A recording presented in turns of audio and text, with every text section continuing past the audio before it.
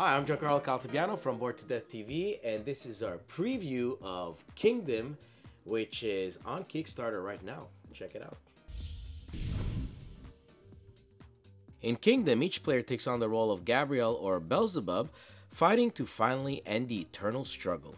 In the box, you'll get a deck of 54 Archangel cards, a deck of 54 Fallen Angel cards, Power Stones and cubes for each player, red movement cubes for both sides to use, and finally a board with both the good side versus the evil side. The first player to get to 35 points by infiltrating the opponent's realm wins. Here's how to set up. Both sides will place their Power Stone at 0 on their track. They also put their cubes on 0 on the other tracks. Each player will now shuffle their deck and place it on the draw section of the board. Finally, each player draws 7 cards, and you're now ready to claim the kingdom. Let me explain some of the cards' layout. The angel cards are the soldiers you will be using to fight your battle and gain victory points. The top left is its rank.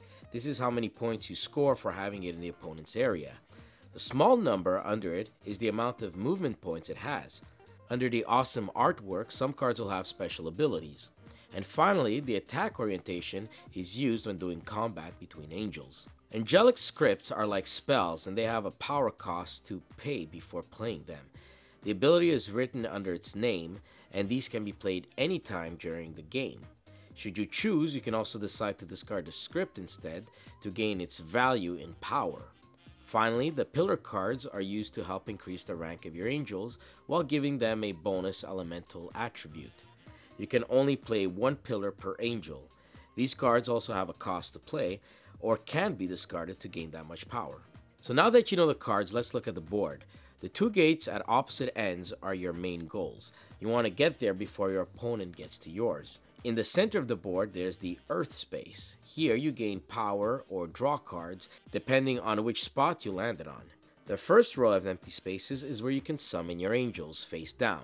The left track is your score meter, and the right track is your power meter. You also have 2 areas for your draw pile and burnt cards. Now that you know the basic components of Kingdom, let's take a look at a player's turn. First, you take movement cubes equal to your power meter, minimum of 1. Then you play 1 angel card face down in the starting area on your side of the board. You can also play pillar cards during this step. Then you can flip one of your angels face up. It must be an angel that was played face down on your previous turns.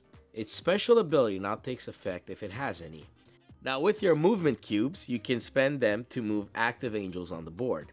If you land on a power area or a draw area, you gain power or draw a card. And if you land on an enemy angel, a battle begins. Each area of the angel's compass has an element.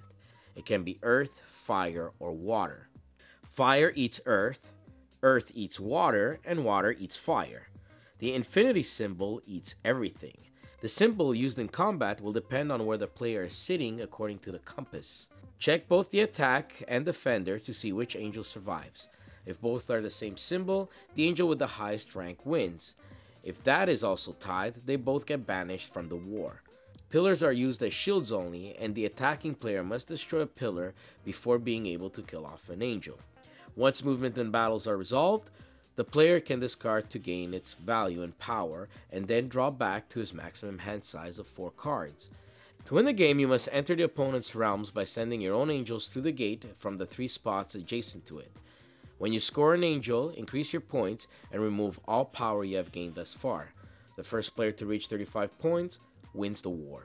If a player no longer has cards in his pile, the game ends and the player with the most points wins.